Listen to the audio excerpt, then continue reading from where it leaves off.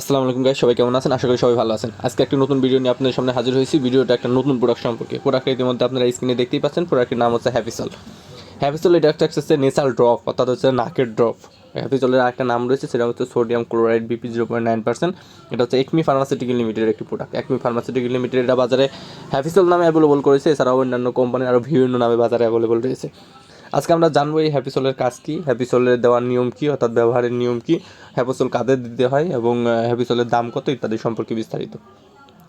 So guys, না টেনে আমাদের ভিডিওটা সম্পূর্ণ দেখেন এবং যারা আমাদের ফেসবুক পেজ থেকে দেখতেছেন অবশ্যই ফেসবুক পেজটা ফলো করে দিবেন এবং যারা আমাদের ইউটিউব চ্যানেল থেকে ভিডিওটি দেখতেছেন তারা আমাদের ইউটিউব চ্যানেলটা অবশ্যই সাবস্ক্রাইব করে দিবেন, ভিডিওগুলোকে লাইক কমেন্ট করে দিবেন।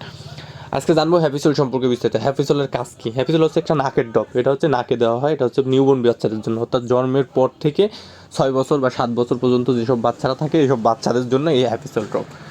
হ্যাপিসলের কাজ হচ্ছে নাক পরিষ্কার রাখা, অর্থাৎ অনেক দেখা যায় যে অনেক সময় বাচ্চা হওয়ার পরে বাচ্চার প্রচুর পরিমাণে ঠান্ডা লাগে। ঠান্ডা লাগার কারণে নাক বন্ধ হয়ে থাকে, আর নাক বন্ধ হয়ে থাকার কারণে ঠিকমতো নিঃশ্বাস নিতে পারে না, যার কারণে শ্বাসকষ্ট দেখা দেয়, অ্যাজমা বা হাঁপানির মতো সমস্যা দেখা দেয়, শ্বাসকষ্ট আরও বেড়ে যায়, এতে বাচ্চার নিউমোনিয়া হওয়ার চান্স বেড়ে যায়।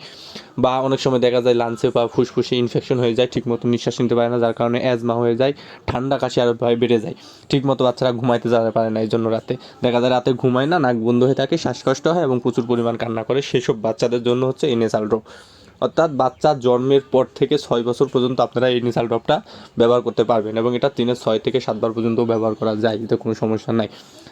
অর্থাৎ যেসব বাচ্চাদের অতিরিক্ত ঠান্ডার কারণে নাক বন্ধ হয়ে থাকে বা শ্বাসকষ্ট দেখা দেয়, অর্থাৎ ঠিকমতো নিঃশ্বাস নিতে পারে না, হাঁপানির সমস্যা দেখা দেয়, বা অতিরিক্ত ঠান্ডা লাগে, অতিরিক্ত কাশির কারণে রাতে ঘুমাইতে পারে না, নাক বন্ধ হয়ে থাকে, ঠিকমতো নিঃশ্বাস নিতে পারে না, সেসব বাচ্চাদের জন্য এটা দেওয়ার নিয়ম হচ্ছে 2 নাকে 1 ফোঁটা করে, অর্থাৎ নাকের এক ছিদ্রে 1 ফোঁটা আর এক ছিদ্রে 1 ফোঁটা করে 2 ফোঁটা দিনে 6 থেকে 7 বার পর্যন্ত, মানে 24 ঘন্টায় 6 থেকে 7 বার পর্যন্ত দেওয়া যায়, সমস্যা নেই।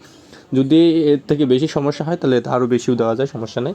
1 ফোঁটা করে 2 নাকে 2 ফোঁটা করে দেওয়া লাগে, দিনে 8 থেকে 10 বার পর্যন্ত দেওয়া যায়। এটা হচ্ছে শুধুমাত্র প্রাপ্ত বাচ্চাদের ক্ষেত্রে ব্যবহারযোগ্য।